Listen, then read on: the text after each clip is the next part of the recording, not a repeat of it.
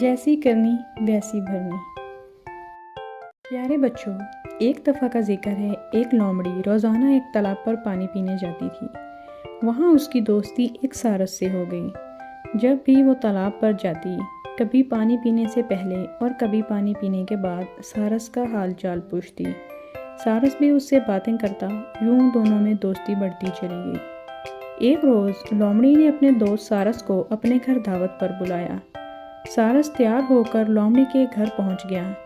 جب دروازے پر پہنچا تو اسے اندر سے مزیدار کھانوں کی مہک آئی۔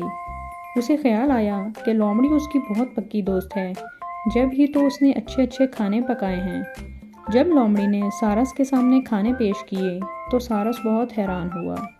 سارے کھانے چوڑی چوڑی پلیٹوں میں رکھے گئے تھے اور سب کے سب صرف شوربے ہی شوربے تھے۔ بیچارہ سارس اپنی چونچ سے کچھ بھی نہ کھا سکا۔ لومڑی تو بڑے مزے سے چاٹ چاٹ کر سارا شوربہ ختم کر گئی۔ سارس سمجھ گیا کہ لومڑی نے دوستی کر کے اس سے مذاق کیا ہے۔ سارس نے کچھ دنوں کے بعد لومڑی کو اپنے گھر آنے کی دعوت دی۔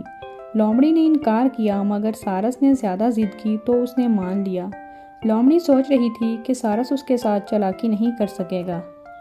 سارس نے لومڑی کے سامنے طرح طرح کی نعمتیں رکھ دیں، مگر سارس نے سب چیزیں سراہی دار برتنوں میں رکھی تھیں، جن میں سارس کی چونچ تو آسانی سے جا سکتی تھی، مگر لومڑی کا منہ اس میں نہیں جا سکتا تھا۔ سارس اپنی لمبی گردن سراہی دار برتنوں میں ڈال کر مزے سے کھانا کھا رہا تھا اور لومڑی بس دیکھے جا رہی تھی۔ اس دن لومڑی بھوکی گھر واپس گئی، مگر سارس سے شکایت نہیں کر سکتی تھی، اور اگر شکایت کرتی بھی تو کس منہ سے۔ پیارے بچوں، اس کہانی سے ہمیں یہ سبق ملتا ہے کہ جیسا کرو گے ویسا بھرو گے۔